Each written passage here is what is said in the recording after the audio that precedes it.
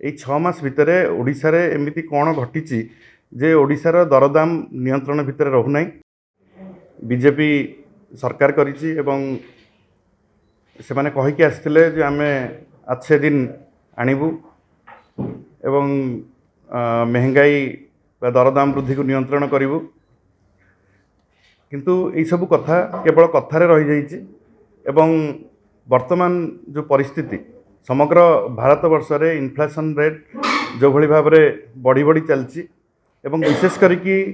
ओडिशा रे जो भली भाव में विभिन्न सर्वे संस्था एवं विशेष करके जो इंडियन स्टैटिस्टिक्स सर्वे जो रिपोर्ट आसूची जे ओडिशार जो इन्फ्लेशन अच्छी सेटा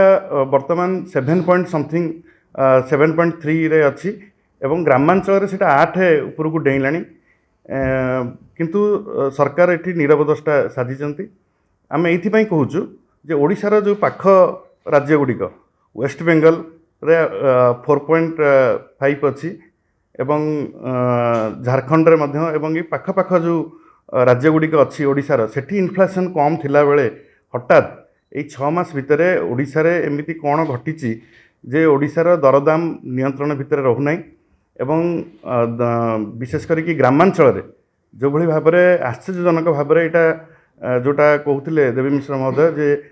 ओडिशा वर्तमान समग्र भारत वर्ष रे इन्फ्लेशन रे द्वितीय राज्य दरदाम वृद्धि रे एवं ग्रामांचल रे जदि देखिबा सी भी मध्य द्वितीय स्थान रे अच्छी तेणु ये इन्फ्लेशन रेट जदि एते मात्रा रे बढ़ुची ओडिशा रे केवल किंतु हेराज पाख आंध्र प्रदेश तेलंगाना झारखंड बिहार एठी इन्फ्लेशन नथिला बेले ओडिशार इन्फ्लेशन हठात एते मात्रा रे बढ़ी जिबा ये गोटे चिंताजनक व्यापार याकू नहीं कि विभिन्न सर्वेक्षण संस्था पक्षर अनुशीलन करा जाउची अनुध्यान करा जाउची किंतु सरकार बेफिकर होगी बसचंती विभिन्न सामग्री रेट बढ़ी चलती तेणु आमर जो छामुआ संगठन माने अच्छी आमर युव जनता दल छात्र जनता दल विजु महिला जनता दल आम ए विरुद्ध रे तीव्र आंदोलन हम एवं जो पर्यंत सरकार निद्रा भंग न होईची ये आंदोलन को आहरी तृणमूल स्तर को लेकिन गोटे व्यापक भाव में विभिन्न पर्यायर ओडिशा रे एटा हम एवं ए आंदोलन आहरी व्यापक हम।